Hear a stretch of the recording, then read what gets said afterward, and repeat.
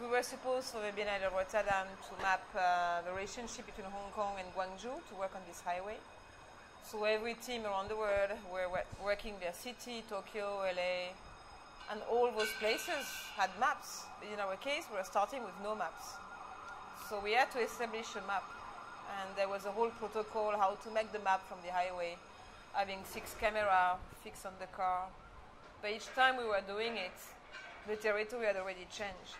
So there was some landform transformed into mud field, and 2 weeks later or 1 month later there was a factory growing there. And so we could never recognize the territory, and we're trying to figure out and match elements. And that's not when we understand necessarily the territory, how it worked, but how fast this territory was changing.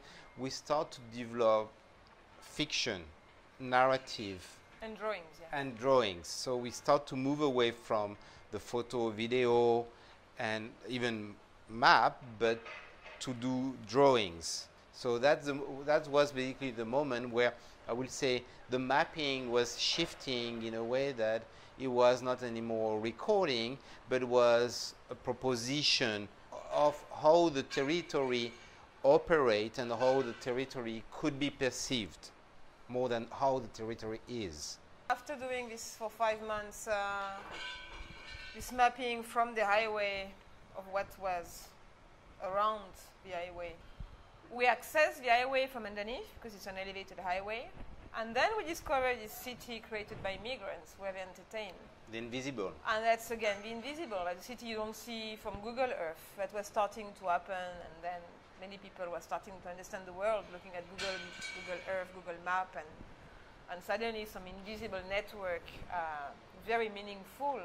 Because again, when we were on this highway, it was very inhuman landscape. There was only concrete factory, concrete dormitories, the only sense of human scale we could see from the laundry drawing out of the dorms. But then, and we're thinking, where are those, 20 million migrants working for those factories? And then we find them underneath the highway, creating very, not innovative in a way. Different? Yeah, very new social network, very new way to watch TV, very new way to consume, very new way to be together, a bit like the Filipino under the HSBC. We found the equivalent of the migrant population. And then we found life. We made these drawing books, like a kid's book, where you could color people you don't see. We found that people are very impatient looking at drawings, but if you propose them to look for something into the drawing, then they look at the drawing in a very different way, or even listen to a story. So first scrolls, we had sets of headphones in Chinese and English, and they were listening to a story, and then their eyes were navigating the drawing in a very different way.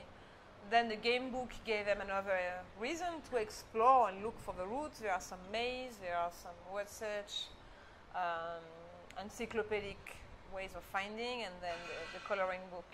And then it can address kids, they can learn from it, and professional. Because it's also something that we found very important from the beginning, not to address necessarily a profession, but to address people at large.